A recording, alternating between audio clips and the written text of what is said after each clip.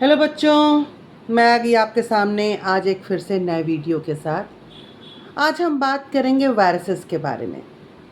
Viruses क्या होते हैं ये तो हम सभी जानते हैं कि वायरसेस को ना हम लिविंग मानते हैं और ना ही non living. Actually viruses is a connecting link between living and non living. Whittaker साहब ने जब 5 किंगडम क्लासिफिकेशन दिया तो उसमें उन्होंने वायरसेस के लिए कोई जगह नहीं रखी थी, क्योंकि वायरसेस एसेलुलर होते हैं, उनके पास तो एक सेल भी नहीं होता है। तो वायरसेस को 5 किंगडम क्लासिफिकेशन के अकॉर्डिंग कोई प्लेस नहीं मिली। वायरसेस की स्टडी हम एक अलग ही ब्रांच में करते हैं, बायोलॉजी की, जिसको हम कहते हैं वायरोलॉजी। फर्स्ट टाइम वायरसेस को डिस्कवर किया था इवानोवास्की ने। इन्होंने देखा कि टोबैको की पत्तियों पर एक बीमारी हो रही है जो किसी इन्फेक्शनस एजेंट की वजह से है। तो इन्होंने फर्स्ट टाइम वायरस की डिस्कवरी की।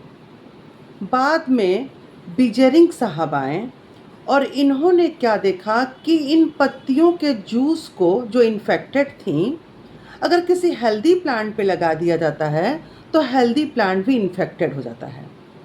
तो इन्होंने कहा कि भाई इस जूस में कोई इन्फेक्शनस एजेंट है और उसको नाम दिया वायरस। ओके, तो वायरस नाम किसने दिया? बीजेरिंग साहब ने। इसके बाद थर्ड साइंटिस्ट आए स्टैनले साहब। इन्होंने वायरसेस को नॉन लिविंग की तरह से क्रिस्टलाइज किया आउटसाइड द होस्ट। वायरस का मतलब ही होता है पॉइजनस फ्लूइड या विनोम। ओके, वायरस में आउटसाइड द होस्ट बॉडी ये बिल्कुल नॉन लिविंग की तरह हैं। ये कोई मेटाबॉलिज्म, कोई एक्टिविटी शो नहीं करते हैं। ये ऑब्लिगेट पैरासाइट होते हैं, मतलब जब ये किसी लिविंग होस्ट के अंदर जाएंगे तो उसकी मशीनरी को, उसकी बॉडी के सारे मेटाबॉलिज्म को अडॉप्ट कर लेते हैं और रिप्रोडक्शन करने लगते हैं और अपने जैसी बहुत सारी कॉपी बनाने लगते हैं।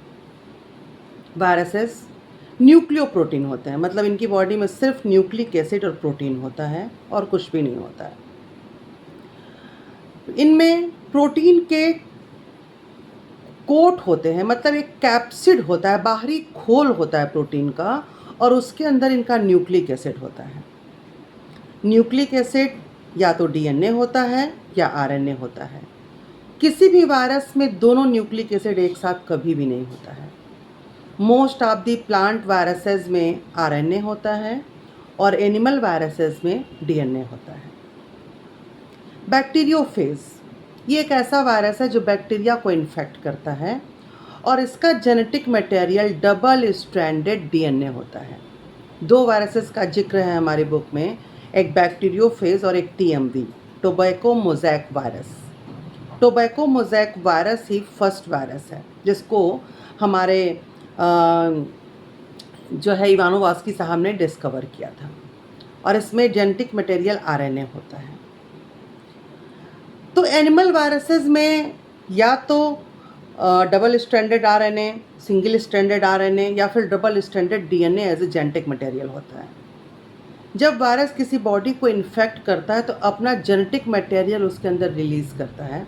बैक्टीरियोफेज का ये कॉमन मैकेनिज्म है कि वो इन्फेक्शन के टाइम पे अपने जेनेटिक मटेरियल को होस्ट की बॉडी में इनकॉर्पोरेट कर देता है। ओके, वायरसेस हम में बहुत सारी बीमारियां कॉज करते हैं। हम में से शायद ही कोई ऐसा हो जो वायरस के इल इफेक्ट से जो है इन्फेक्टेड ना हुआ हो, जैसे इन्फ्लुएंजा, जैसे कि मम्स, चिकन पॉक्स और सबसे ख़तरनाक फेटल डिजीज़ एड्स, जो कि सब डिजीज़ ये वायरसेस से होती हैं। प्लांट में भी बहुत सारे वायरस बीमारी कॉज करते हैं, जैसे mosaic virus, tobacco mosaic virus, leaf curling, reflowering, ठीक है, इस तरह की बीमारियां, या वेन की क्लियरिंग, येलोइंग ऑफ लीव्स, ये सारी प्रॉब्लम्स, ये सारी प्लांट की बीमारियां वायरसेस कॉज करते हैं। तो वायरसेस में मेन आपको कुछ चीज़ें याद रखनी हैं। इसमें 3 साइंटिस्ट का आपको नाम याद रखना है, इवानोवास्की, बीजेरिंग और स्टैनले। और ये याद रखना है आपको कि एनिमल वायरस में डीएनए जेनेटिक मटेरियल होता है और प्लांट वायरस में आरएनए जेनेटिक मटेरियल होता है। बट दोनों चीज़ें कभी भी किसी वायरस में एक साथ नहीं होती हैं। वायरस जो टॉपिक है उसका एक एक वर्ड इम्पॉर्टेंट है, हर लाइन से क्वेश्चन आया हुआ है। तो उम्मीद है ये वीडियो आपको पसंद आएगा। इस वीडियो के साथ मैं आपको अपने यूट्यूब का लिंक सेंड करूँगी, तो हमारे चैनल को प्लीज़ सब्सक्राइब कीजिए। मिलते हैं अगले वीडियो में, तब तक के लिए बाय।